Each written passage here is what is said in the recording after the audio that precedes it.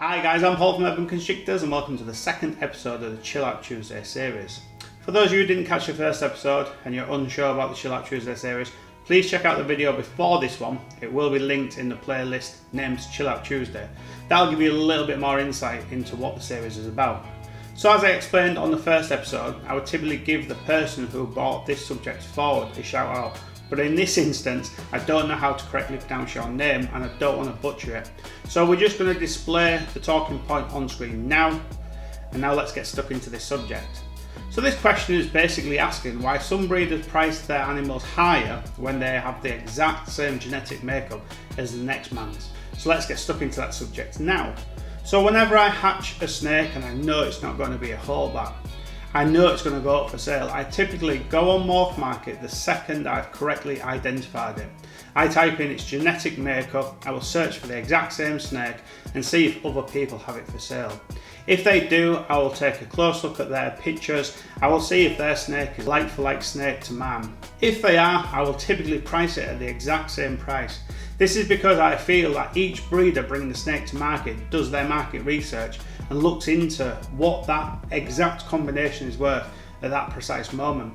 So I just 99% of the time trust all the people before me in that they've done their market research. If my snake, like I said, is like for like, I'll price it the exact same price and that's it.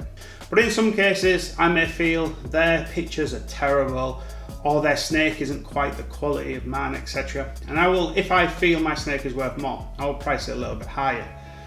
I was once told by a good friend that he could add £10 onto every single coral in my shop if I made one small change. I asked him what that change would be and he said, improve your lighting above the coral tanks. I went home and thought deeply about this subject and then realised I was doing my own stock a disjustice. I wasn't representing them to the best of their ability.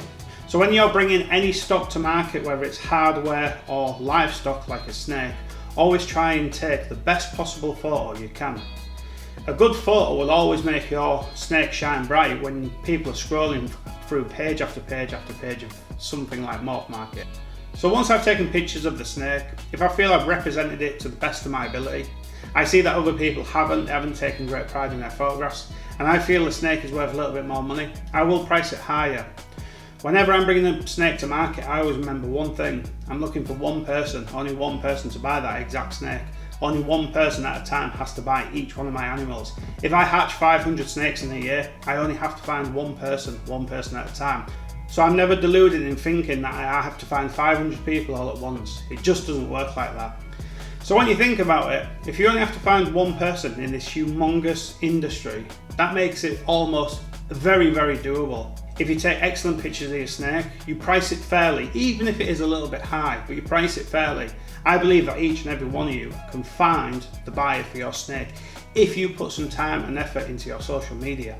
If someone was going to buy a snake from me and off you, and you have no social media presence, no one's really ever heard of you, the snakes are exactly the same price, pretty much exactly the same quality of photograph, who would you say they would choose? Someone who spends quite a lot of his time on YouTube, Facebook and definitely Instagram, or the guy no one's ever heard of. So if you want to get maximum return on your investments, you have to take not only pride in your photographs, but you have to put time, money and effort into Facebook, Instagram and, if you want, YouTube. If I feel for whatever reason the quality of my snake isn't quite as good as the ones already on market, I will actually price it lower. I will never ever try to sell the snake of lesser quality at the same price as other people. That's simply because I understand that all of us hatch A grade and B grade animals if you're already starting out with good quality stock. But then if the other sellers decide to undercut me, I will then not counteract their decision. That's their decision, I'll leave it with them. The truth is, the more somebody pays for an animal, the more likely it is of getting looked after correctly, and the less chance it's got of ending up in a rescue centre or something similar. So I always try to get the most I can from my stock, safeguarding them and their future, but also helping push me forward in the projects and industry I'm already a part of. So then you think of the big breeders, the guys that sit right at the top of the pyramid. You're kind of asking yourself, why do they get to price their snakes higher than the majority of everybody else? This is simply because they've laid the strongest foundations down. They've been in the industry typically the longest. They've been through the ups and downs, the ball python crashes, the banana crash, etc, etc. They've been through all the highs, the lows, and they've fared each and every storm, bringing them to kind of 2021. The more time an individual is in the industry, the more exposure they get, but also the more exposed they become. If an individual has problem after problem after problem, and he's been in the industry year after year after year, the chances are they are going to be exposed. So for the guys that sit at the top of the pyramid, have a fantastic track record, their marketplace stretched from all four corners of the globe, and they do ask for a little bit more money for their creations. That's simply because they've got the foundations below them, they've got the history behind them to kind of ask for that. They take the approach of, you've only got to find one person at a time. So yes, in a lot of cases, the bigger breeders do ask a little bit more money, but you've got to understand why. You've got to really analyse the time, money and effort they've spent in the industry.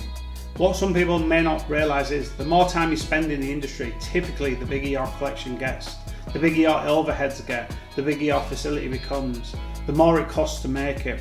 The overheads you have, you may have wages bills, tax bills, waste removal bills, telephone bills, internet bills, etc, etc.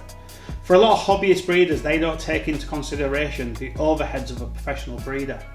But that's not to say some of these smaller boutique breeders that really focus in on a certain project don't hatch outstanding representations of their combinations. They most certainly do. In some cases, they could even be better than the bigger breeder because they've really focused their projects very, very small into a certain project and just try to bring the best of the best year upon year. They may not have the history behind them, but if you can kind of do some good research on each individual breeder you plan to buy off and you find that they have a very good track record, they may not be the biggest, but they may be one of the best still. So in some cases, buying from a more well-known larger breeder does demand a slightly higher price tag. In some cases, it can help project your profile forward. You can tag them in post, you can say, look what I've bought off X breeder, the one that everybody looks up to and admires. It kind of shows that you're kind of running with the big dogs. But don't forget, some of these smaller boutique breeders are hatching just the same quality snakes and a lower price point. The best way to grow your collection is by shopping smart. So you have to analyse what means more to you, paying a slightly higher price and maybe taking a little bit of the risk away. Maybe getting a little bit more exposure because you have an opportunity to tag them in post and to say, look, I've bought off so and so. Or to buy off a smaller boutique breeder that may not have the history behind them, that may not have a social media presence, but it may save you some money, freeing up some cash to push your projects forward even further. So a little recap. Some people undersell themselves. Some people take more pride and put more money and effort into bringing their snakes to market. Some people have a huge history behind them. Some people have spent thousands upon thousands on their facility collection and maybe have higher overheads. So when you're looking at similar snakes from different breeders, wide variety of prices, you've got to take a little bit of all of this into consideration. So I hope this has shed a little bit of insight into the different prices you get across the board. If you've enjoyed this episode, please give it a thumbs up. If you haven't, give it 2 thumbs down. If you want to be in with a chance to be featured on an up and coming episode of Chill Out Tuesday, please drop your ideas in the comments box below. I've been Paul Milner, you've been great, I'll see you next time. Cheers!